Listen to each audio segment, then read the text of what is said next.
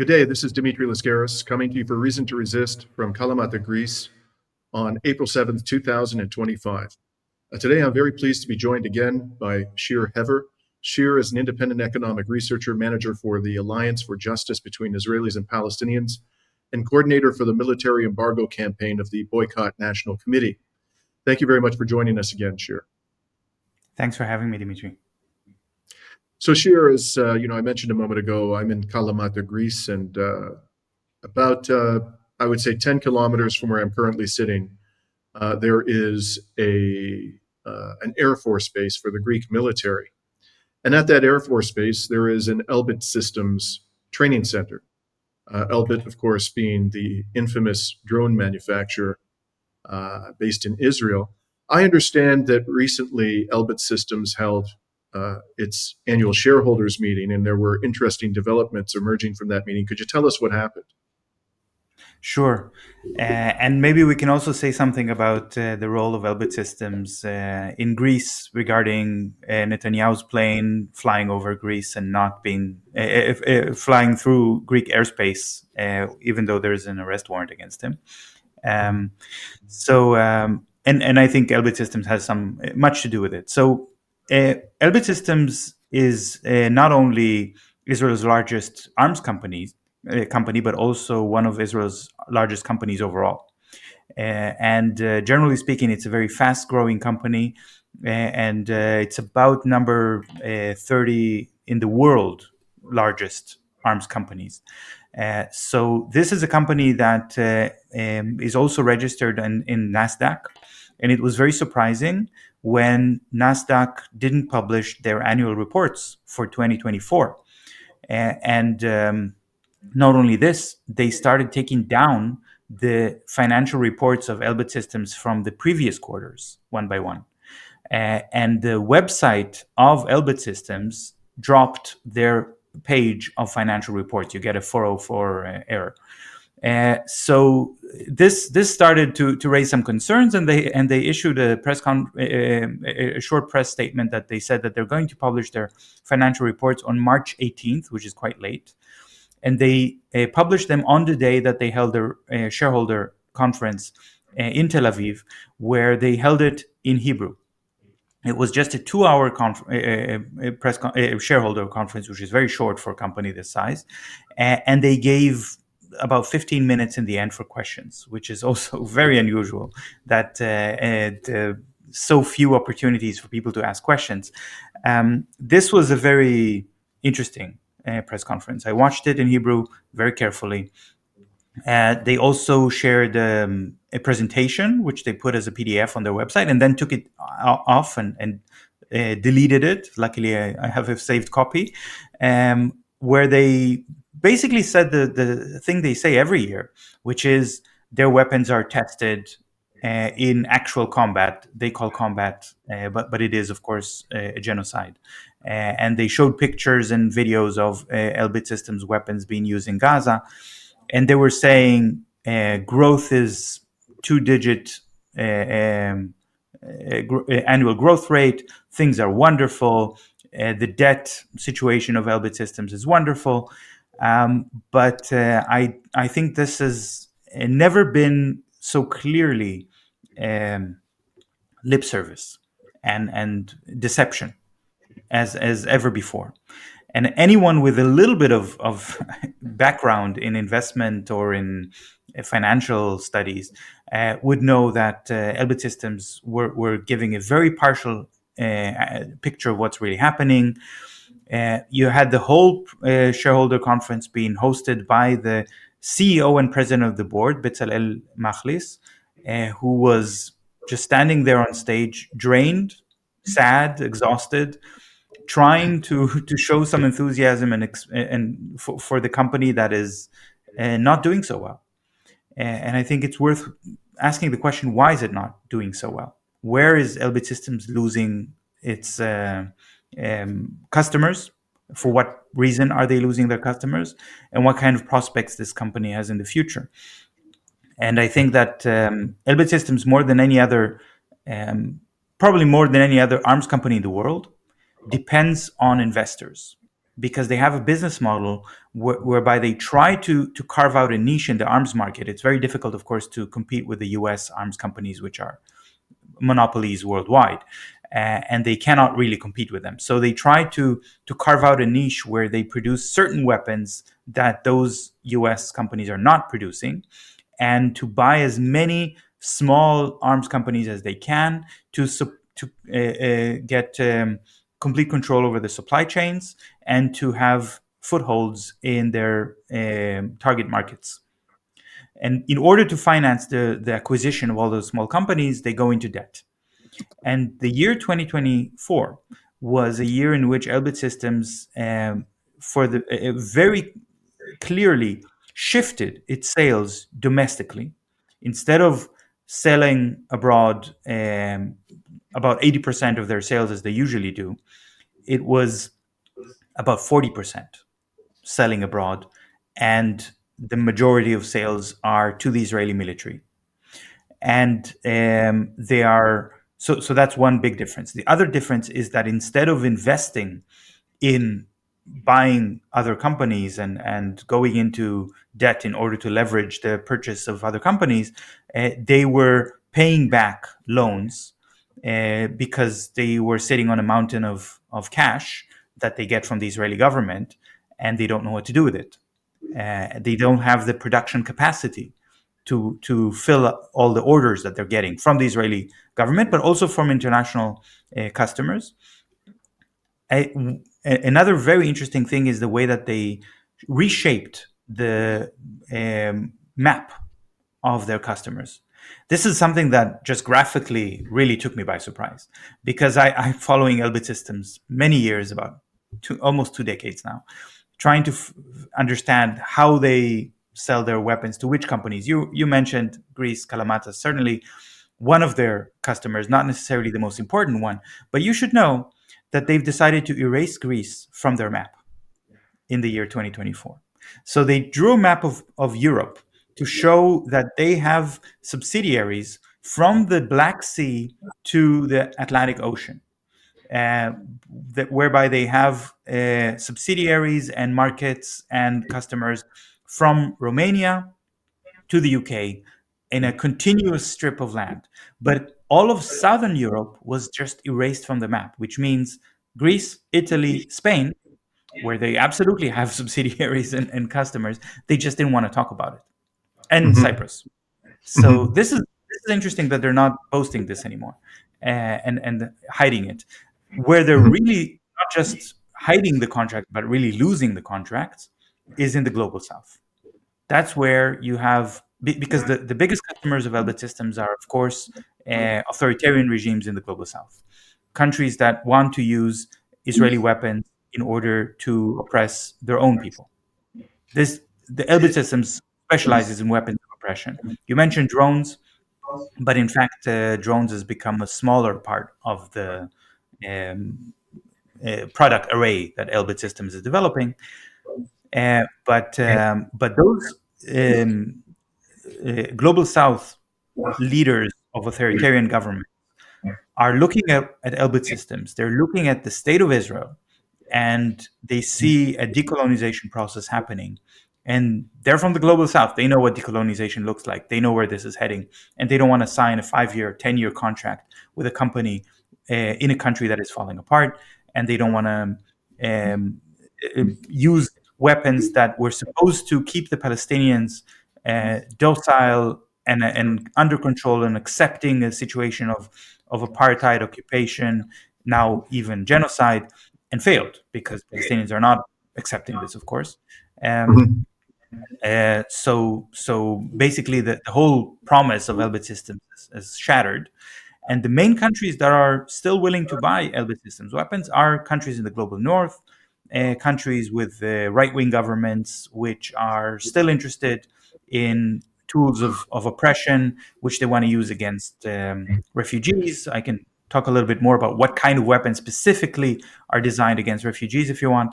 And this is something that is from a purely financial point of view, is very bad news for systems. Please, And could you elaborate a little bit on what types of nefarious weapons they design for use on refugees? so we all know the drones that they developed for Frontex is a tool that was that no European company wanted to sell to Frontex because these are Just just sorry, surveillance sorry to drones. interrupt you, Shira. Not everybody may know what Frontex is. Could you just briefly explain what Frontex is? Right. Yeah. Frontex is the European Union Border Control Authority, which is in charge of protecting Europe's borders. But they're not protecting Europe's borders from invading armies. They're protecting Europe's borders from asylum seekers, refugees, people fleeing natural disasters and war and trying to save their lives. Usually wars that the West has precipitated or escalated. Absolutely. If there is any. So Absolutely. sorry, please go ahead. Yeah. Yeah, and they're very active in Greece's territorial water, of course, but also Italy and Spain, and they're also active on the land borders of Europe, especially close to Turkey and the Balkans. So these so Frontex used patrol boats to patrol the Mediterranean Sea, and according to their orders, when they see a boat of refugees which is in distress and could possibly sink, and the refugees are at risk of drowning, they are obligated to offer support and rescue the refugees, of course, as human beings, but also according to international law. Frontex found a kind of loophole in order to avoid rescuing the lives of drowning refugees by stopping to send patrol boats to the Mediterranean and instead sending patrol drones. And a drone seeing a drowning ship a sinking ship can do nothing about it except inform the authorities. And because of this reason, the European companies that are more than capable of making surveillance drones, producing surveillance drones, just didn't want this contract. Who wants to be complicit in the killing by negligence? I would say. I mean, it's not exactly killing, but it's certainly negligence causing the death of hundreds and thousands of people. Who wants to do this, and which company wants to tarnish their own brand name? Well, Elbit Systems, because this is already their brand name, and of harming unarmed and civilians. This is what their weapons do. So this is already an old story, the Frontex story. But there's another story which I think is more interesting and more recent, which is the use of remote-controlled turrets and mortars, and for armored vehicles. And Elbit Systems is providing these turrets for armored vehicles. For example, there's the Brazilian Guanari armored vehicle, which is capable of going on both land and water. And as a kind of armored personnel carrier, it's a weapon, a rather fearsome weapon. But the turret is provided by Elbit Systems. And the question that I think we all should be asking is, why does Elbit Systems offer a remote control turret? Why can't the soldiers within the vehicle operate their weapons as has been done with armies since armored vehicles existed?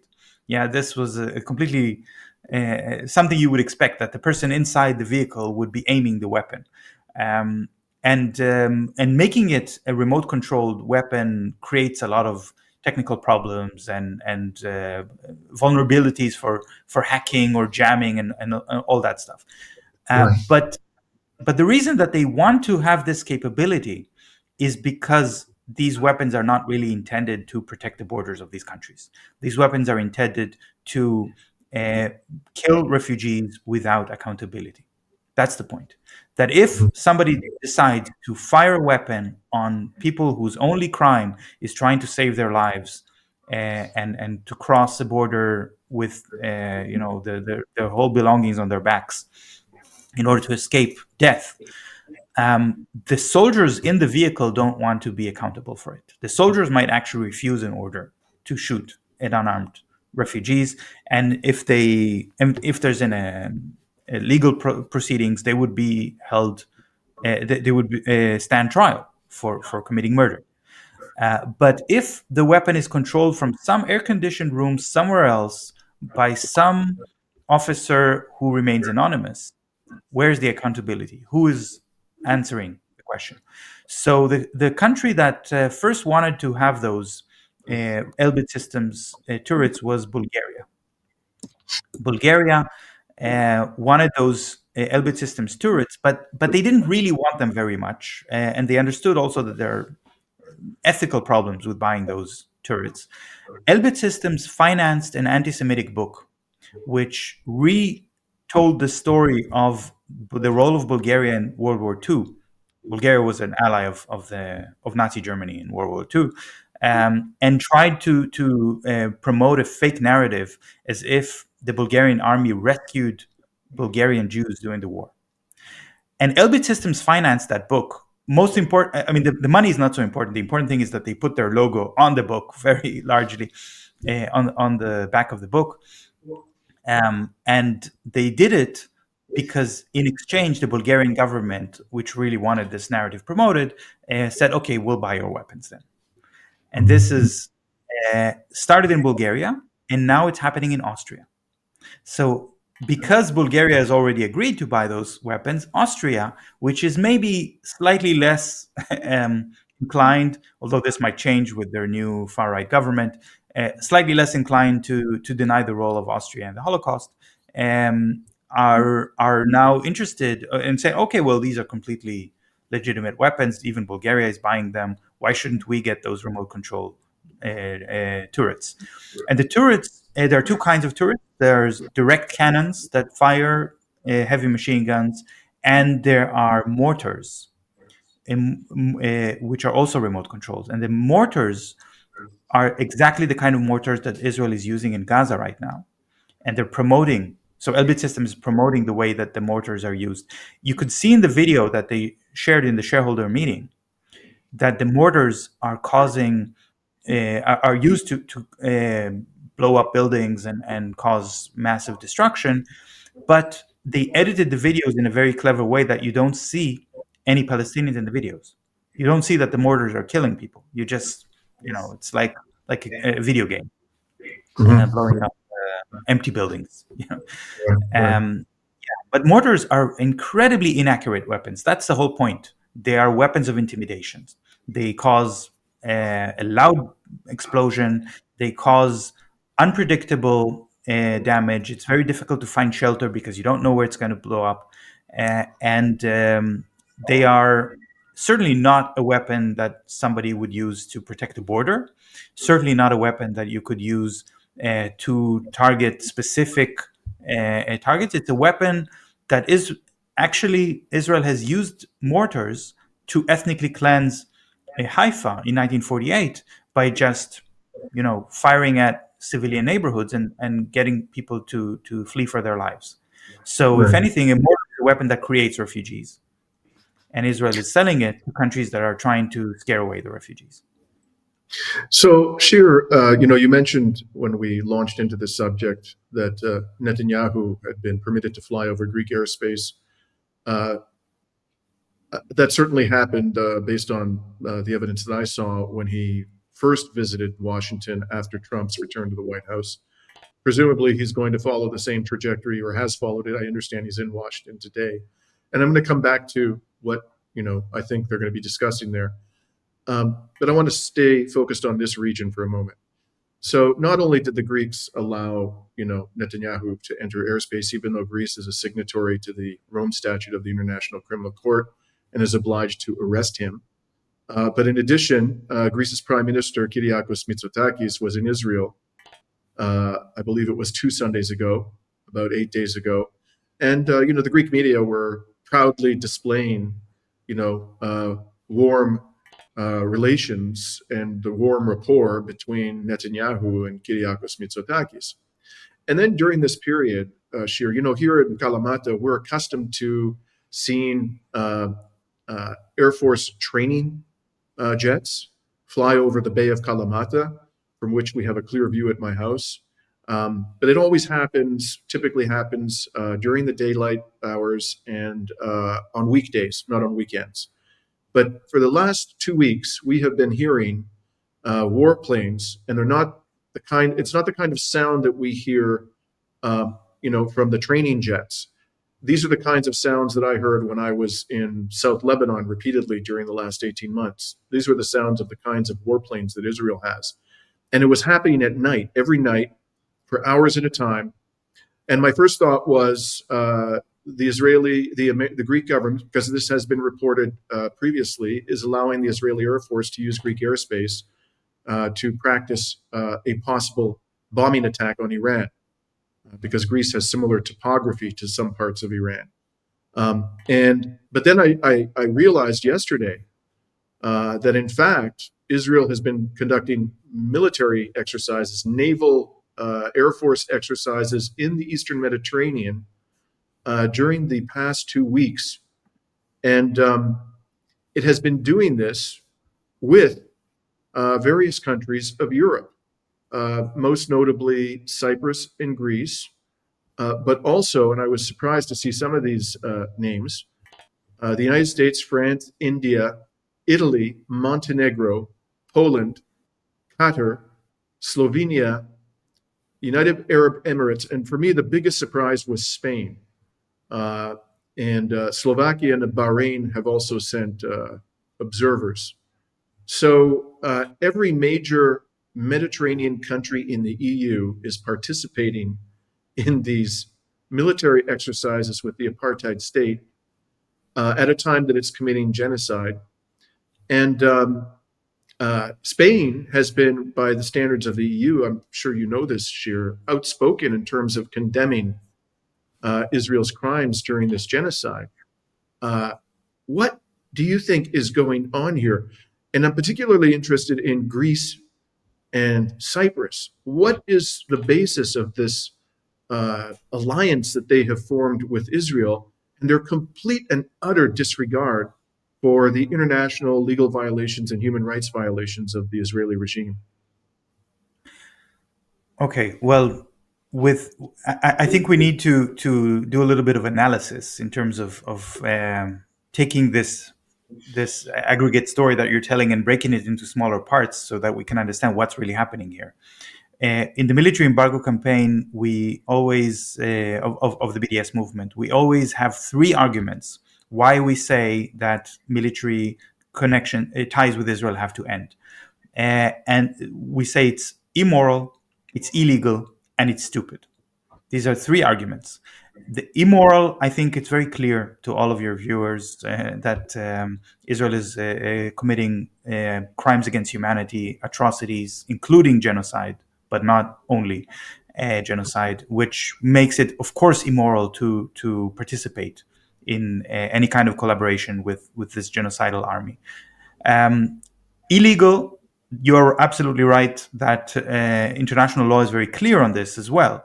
The countries that you mentioned, I'm not sure if you mentioned the U.S. on the list, but Yes. with the exception of the U.S. and India, the countries that you mentioned are signatories to the ATT, the Arms Trade Treaty. But in addition to the Arms Trade Treaty, which forbids military exchange with a country that commits war crimes and crimes against humanity, you also have a lot of other international treaties, including the Convention for the Prevention and Punishment of the Crime of Genocide, which even the United States has to respect. But they don't. And international law is under attack in the world because of Israel's genocide and the willingness of the West to turn a blind eye to it, or even to support it. The third argument, it's stupid, is what I hinted before, that you have these authoritarian regimes that say, why should we sign a contract with Elbit Systems? They're not making a moral or legal argument, but they're just thinking it's not a good idea. And when you go deeper into countries, even like Spain, which I agree, the government of Spain, not from the beginning, but they have become convinced through the effort of grassroots organizations, amazing activists in the Spanish state, especially the organization called RESCOP, which is actually an umbrella organization for about 200 groups in the Spanish state, calling on the Spanish state to recognize its responsibilities under international law, to avoid to avoid committing immoral acts by enabling Israel's genocide. This has worked, but within the Spanish state, this division of authorities and work is like in almost any country, that you don't appoint as the Minister of Defense somebody who is a pacifist. Usually, the military has its own logic. The Minister of Defense continues to think in very cynical terms, and not to prioritize the first two arguments, the immoral and the illegal arguments, but to focus on the practicality and the utility arguments. And so when I had some conversations with the Spanish government on this, I noticed that I, for example, told them that they cannot buy Israeli spike missiles from the Israeli arms company Rafael, because these missiles are this is illegal and it's immoral.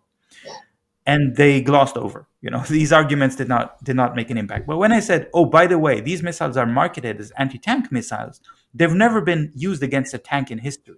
Israel is using them to blow up homes of people, to blow up cars, but they're selling them as anti-tank missiles, and they're saying it's battle tested, but they're not really battle tested. They're tested against civilians. Suddenly, I could see their eyes opening. And say, oh, tell us more about this. This is the argument. This is the third argument. It's stupid argument. And here I do want to say something about Greece and Kalamata and what you were talking about, because the way that Elbit System developed this niche in the arms industry is to develop a monopoly over the sale of very specific types of electronic systems, guidance systems, navigation systems, which they sell to the Air Force of Greece under a 5-year contract or a 10-year contract. And after that time, and they offer a very good price. They offer a good price.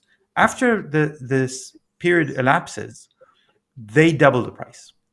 And then the Greek Air Force stands before an impossible decision, because they've become dependent on these sophisticated electronic systems that only Elbit Systems knows how to maintain and to operate. And their personnel has been, and their personnel has been trained to use at significant expense. So if you switch to another technology, all of that money and training goes down the toilet. So it's quite a clever. So they become captives of Elbit Systems. And I think this is exactly the moment in which the Israeli government can say, you know what, we're going to fly through your territorial airspace, and you need to violate international law and let Netanyahu fly through Greek territory. If you don't like it, your Air Force is going to be grounded, because we're taking out Elbit Systems. And this is the utility argument that I think hasn't been really considered by the Greek authorities. When you make a deal with the devil, you find yourself in a unpleasant situation. You find yourself in hell. Right.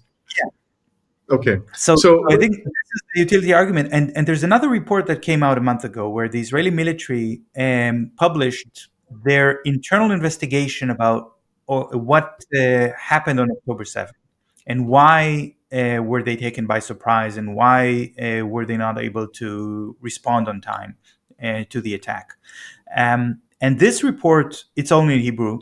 The military only published 8 pages, but because those 8 pages attack certain parts of the military, a lot of intelligence officers went straight to the press and leaked other parts of that report because they wanted to make themselves look a little better. So I was able to read much more than 8 pages from that report, thanks to those leaks.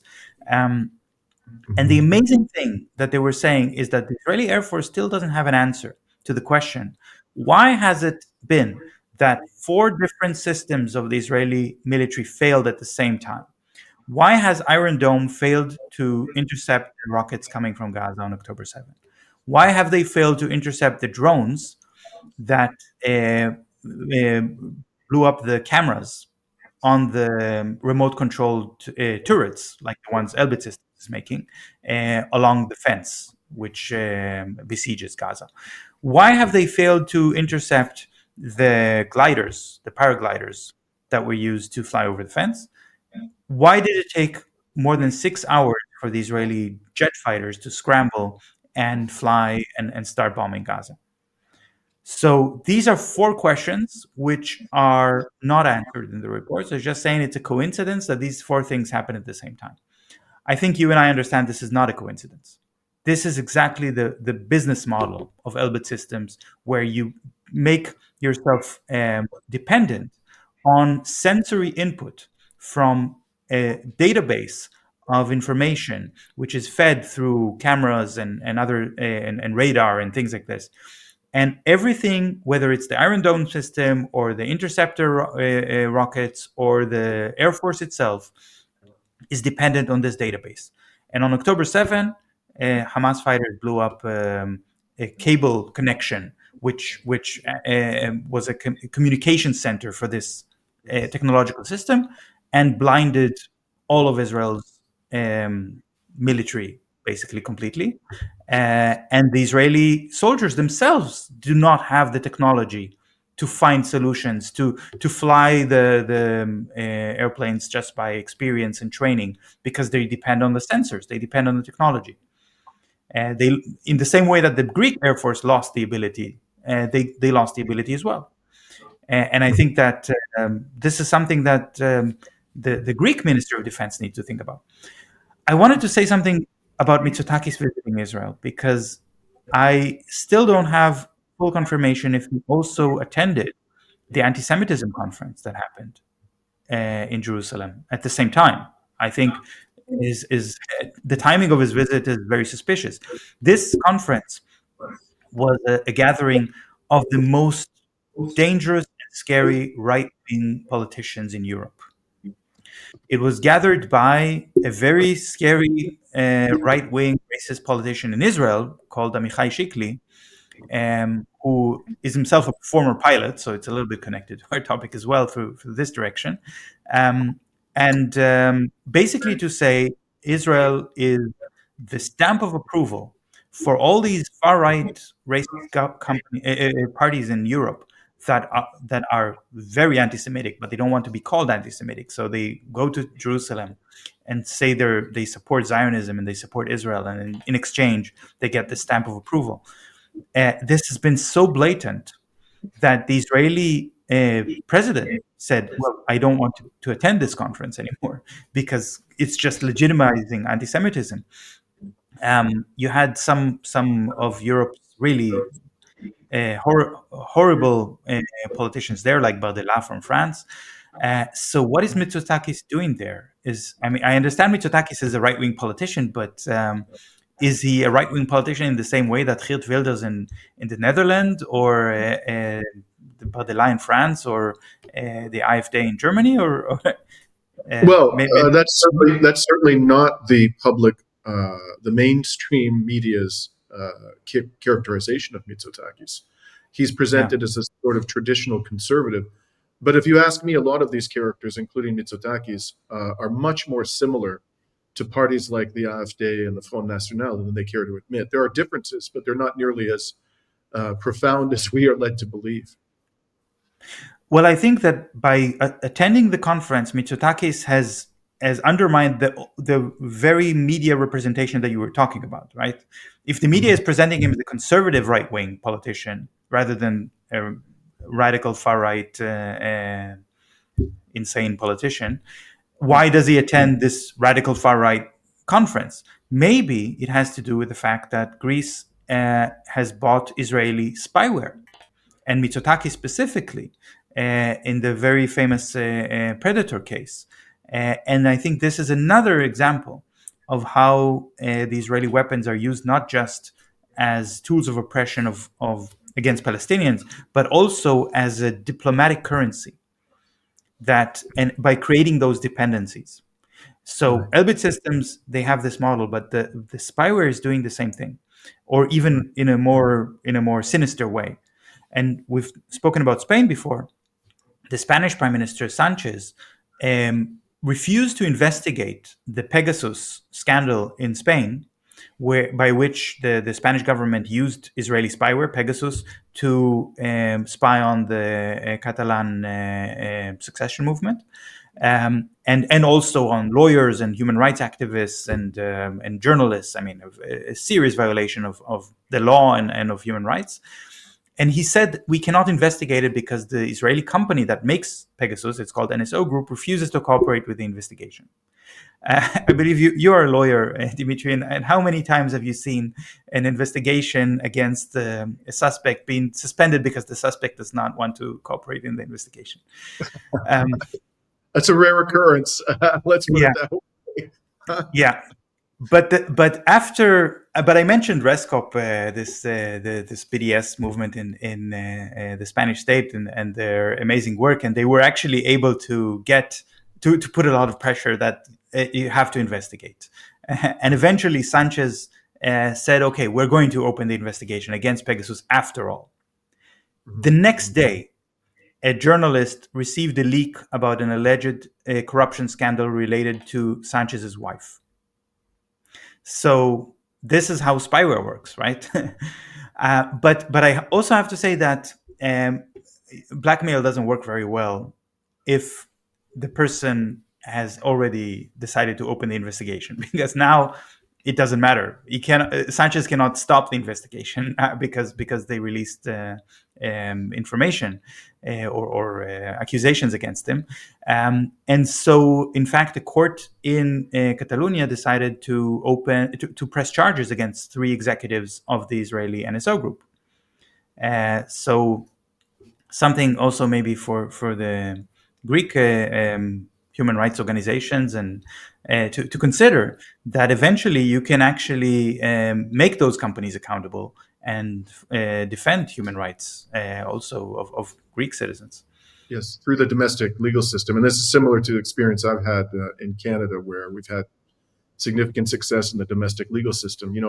I've said many times, Shir, it's one thing to lie and scheme and vilify people in the court of public opinion. But when you get into a court of law, which is subject to rules around evidence, giving testimony under oath, cross-examination, the admissibility of documentary evidence, it's a whole different ballgame. When people who disseminate propaganda on behalf of criminal governments are forced to comply with the rules of the judicial system, more often than not, I have found they lose. So I'm glad to hear about this, development in Spain, and I hope that we'll be able to build upon that in other parts of Europe. Now, before we conclude our interview, I did want to talk to you about something not having to do with Elbit Systems. It's because it's very current and not much has been said about it. And it relates to the tariffs that the Trump administration has imposed upon Israel. I would wager that a large number of people who care about what's being done to the Palestinians weren't even aware that Trump had imposed tariffs on Israel. And it's rather surprising, given the fact that Trump has such a love affair with the apartheid state. But this is what the Times of Israel is reporting today. It says that the Manufacturers Association of Israel, just before Netanyahu left for Washington, and my understanding is he's there now and will be meeting with Trump today, almost certainly this will be on the agenda, but that the Manufacturers Association of Israel presented Netanyahu with an analysis ahead of his trip, warning of what the Times of Israel described as a massive potential hit to Israel's economy from Trump's tariffs. According to this document, Israeli exports to the U.S. will take a $2.3 billion hit from the tariffs, and 18 to 26,000 Israelis would likely lose their jobs. In addition, if tariffs are placed on the pharmaceutical and chip industries, which have so far been left out of Trump's tariffs, the damage to Israeli exports could reach an estimated $3 billion, according to the Manufacturers Association. Now, Shir, none of us would be shocked if during the meeting today, Netanyahu manages to persuade Trump to lift these tariffs against Israel. But assuming that he doesn't do that, I have 2 questions for you.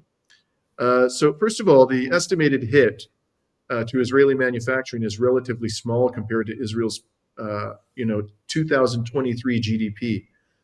Officially, I understand the GDP in 2023 was about US dollars 513 billion. So even at the upper end of this, estimated hit to Israeli manufacturing, you're talking about like 0.5% of GDP. So do you agree that if these tariffs remain in place, they would cause a massive hit to Israel's economy? And if so, why do you think Trump would do this to Israel, a state for which he has shown so much affection and flexibility, shall we say, in the past? I think, in terms of the impact on the Israeli economy, the I strongly recommend not using GDP as a measure for anything, especially not in times of war, because the fact that Israel's tourism industry has disappeared, there is no tourism industry in Israel anymore, had not a negative impact on GDP, but a positive impact on Israel's GDP, because the hotels are full of internally displaced people who left their homes close to Gaza or in the north part of the country. So the hotels are reporting high revenue. This is, of course, not a sustainable situation. It's not a strong economic situation. It's an indication of collapse. But the GDP counts it as a positive indicator just because of the way GDP is calculated. So let's put GDP aside. But what is more important than GDP is the symbolic importance, the value, the very perception that Israelis have, that the only reason that their state exists, or in some form it exists, that the Israeli military can fight, that Netanyahu can even go anywhere outside of Israel's borders, is because of the perception that the U.S. has embraced Israel in a loving embrace, and is willing to enable anything that Israel does, no matter what. And this means that the tariffs by Trump are shattering Israel's confidence, and that is worth more than billions of dollars in terms of the perception of the public. I mean, this morning the Israeli Innovation Authority announced that the number, on average, 800 Israeli high-tech workers, high-tech employees, leave the country every month since the genocide started. Wow. So they're saying it's like a busload of high-tech employees leaving the state of Israel every day. And I just want to, sorry to interrupt, but we don't think of that perhaps as a large segment of the workforce, but Israel has a very small workforce by the standards of most Western countries. So that's quite for skilled labor. Yeah. To be Also, leaving. in terms of the workforce, it's not a big part of the Israeli workforce, but it is a big part of the Israeli high-tech sector. Yeah. This is, which is the most important sector of the Israeli economy, and so these are people who can easily get a job somewhere else. This, in terms of the impact, this is if Israeli companies would just say let's relocate, and many companies have already relocated, then this is a much bigger impact than just a couple of $1 billion. But your question is, why is Trump doing this? I think we should not make the mistake of thinking of Trump as following an ideology that we already understand in terms of like the ideology of Biden or Bush, which includes a very strong pro-Zionist component. Trump has his own ideology in his own direction, which happens to coincide with the interests of the far right in Israel to a certain extent. He appointed as the U.S. ambassador to Israel Mike Huckabee. Mike Huckabee is an evangelical Christian Zionist who said that he sees the Bible as the word of God, and in his interpretation of the Bible, Israel must be destroyed by the armies of the world in order for Christ to come again. So this is what he believes. This is the U.S. ambassador to Israel who is waiting impatiently for Israel to be destroyed. So I wouldn't say this is a pro-Israeli appointment. It's a pro-base appointment. Trump is putting his base in positions of power, and in the same sense, the tariffs were not selected for each state specifically. The tariffs were generated by an algorithm. And the algorithm is just a calculation of the trade imbalance between the US and any particular target country divided by the size of imports from that country. Now, a day before Trump announces its tariffs, the Israeli Ministry of Finance lowered the tariffs that Israel imposes on US companies to 0%, which they thought would impact the algorithm and get Trump to reciprocate with 0% tariffs on Israel. But this is not how it works, because there are the whole algorithm was developed in order to catch the non-official kinds of tariffs or non-tariff ways to tax and to influence the trade. In Israel, there is 100% tax, a buyer's tax on cars. Theoretically, it would also apply to cars made in Israel, but Israel doesn't make any cars. So it is, in fact, a tariff. And it applies to US cars. And because of this, the algorithm caught Israel. And it's very interesting that the EU got a 20% tariff under Trump's new list. Ukraine got 10%. Ukraine is supposed to be a close ally of the United States. Israel got 17%, so more than Ukraine, and almost as much as the EU. Russia got 0%, which is interesting in its own. Yeah. Yes. But again, it's a misconception to think that Trump went over the list and said, "Oh, Russia, I like Russia. Let's put it at 0%." That's not how it works. It's the algorithm is based on data, and because the sanctions on Russia imply that officially there are no imports from Russia to the US, which is not true, but officially it's 0.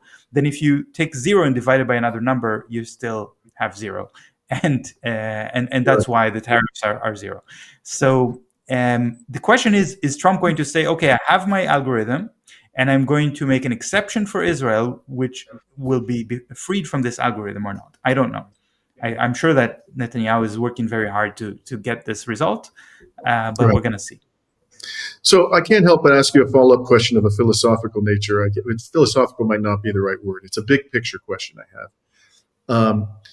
Since the October 7th, there's been a fairly vigorous debate amongst, people in the pro-Palestine movement and in the alternative media about the nature of the relationship between the United States and Israel. So there are basically two schools of thought. And I'm simplifying a bit, but it'll help our discussion if I do that. So the one school of thought is best represented by John Mearsheimer, which is that, in essence, the Israel lobby is so powerful in the United States that the United States ends up doing things, the U.S. political elite ends up pursuing policies in West Asia, which are contrary to the agenda that they have, but they simply can't resist the power of the Israel lobby. So John Mearsheimer, I think, is the most well-known proponent of this theory. On the other end of the spectrum, you have people like Colonel Larry Wilkerson, former chief of staff to U.S. Secretary of State Colin Powell, who believes, the way he puts it, is that Israel is America's attack dog in the Middle East, and that Israel is always doing the bidding of the United States. And if the United States government didn't want Israel to behave in a certain way, then it wouldn't do it. Now, I just want to be very clear about this. I don't, if anybody watches my program, will probably figure this out by now. I am 100% in the camp of Lawrence Wilkerson. I think Israel is America's attack dog. I don't buy for 1 second. I recognize that the lobby is powerful and influential, sure. And they can certainly do damage to kind of fringe politicians, fringe not in a moral sense, but fringe in terms of political power, like, Rashida Tlaib or, those two members of the squad whose names escape me, who were basically defeated in primaries. Cory Bush. Correct, Cory Bush, and there was another gentleman, Jamal Bowman. Jamal Bowman was the other one. So they can certainly take them out, and maybe even mid-level politicians. But if the president of the United States, especially one who is ineligible for re-election, says, you do this, they're going to do it, whatever the lobby may do. So that's my view. And this particular incident you and I are talking about, these tariffs, I think is a piece of evidence, it's not conclusive, that supports my view. If Trump was, beholden to the lobby to this degree, why would he have imposed tariffs to begin with?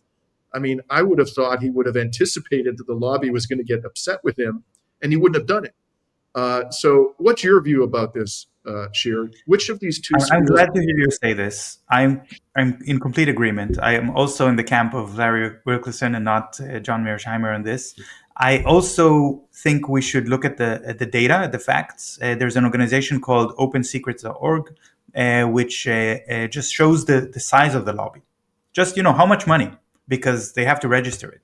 APAC has a budget, quite a large budget every year of how much money they're spending, but compare it to the larger to the budget of the arms companies and the oil companies, and their lobby budget within the United States is by a factor of 10 bigger than APAC. By the way, Elbit Systems also have their lobby, but they're even smaller than APAC. So really, the money is the arms companies in the US, the oil companies in the US. They want war in the Middle East to fuel their business, and no U.S. president can go to meet with Lockheed Martin or Boeing or Raytheon and say openly in front of the cameras, "Don't worry, there's going to be war in the Middle East." But they cannot do it, of course. But they can take the money and then go to APAC and say, "We will always be on the side of Israel." And Lockheed Martin, Raytheon, Boeing, they get the message. So they understand that this is what it means. I do think that the Biden administration was a moment in which Netanyahu realized that Biden doesn't really have any degrees of freedom of action, and if he's loyal to those pro-Israeli lobbies in the United States that are doing it not in favor of Israel, but in order to increase the sales of weapons and oil, then well, not the sales of oil, the price of oil. Sorry. Then Netanyahu can basically do whatever he wants, and Biden cannot stop him. But Biden was under a misconception that Netanyahu would pull and against U.S. Influence in the direction of that would promote Israeli interests, and he didn't understand that Netanyahu doesn't care about Israeli interests. He's willing to see Israel destroyed to promote his short-term political gain and power ambitions. So this put Biden in an impossible position where he should tell Netanyahu, if you're committing genocide, you're bringing your own state to an end. And of course, Biden will not say this. Biden lost. Harris lost the election, but it was the administration that pursued an impossible strategy. Yeah. So I think this is where we get to by turning Israel. So I would say Israel is not just the attack dog. Israel is the excuse. It's in the name of good relations with Israel that the U.S. is able to pursue imperialist policies in the Middle East and to enable a genocide and I think that it's not just you and me who think this way. It's also the local governments in the Middle East, for example, the UAE, which understand, and Qatar, that they understand that if they spend enough money on U.S. weapons, at some point, the U.S. might just decide to shift and get a new attack dog because the old attack dog is not doing very well. And I think that's their policy. It's interesting because when I was in, as I mentioned, I've been in Lebanon several times in the last 18 months. And I interviewed municipal government officials in the south of the country whose villages were being decimated. And they said exactly what you just said, right? They just we aren't fools. It's the United States that's doing us to this, and Israel is simply the instrument and the excuse. The way that I put it, Shir, is that Israel enables the United States to put distance between itself and the heinous crimes that it is perpetrating in West Asia. These are American crimes that are happening with the use of Israel as a proxy and as an excuse and a method of separating the U.S. from the crimes. But I think it's very important for us, if we're going to bring these horrors to an end, to understand that they are being driven by Washington, by the people who are in power in Washington. That was true under Biden, and I think it's true under Trump. In any case, Shir, it's been fascinating talking to you as always. And I look forward to having another conversation with you in the future. And I think this time I don't want to wait 6 months. That's the last time we spoke. We should be speaking to you more frequently. and get your excellent insights into what's happening in Israel. Thank you very much. Thanks, Dimitri. And this is Dimitri Lascaris coming from Kalamata, Greece on April 7th, 2025.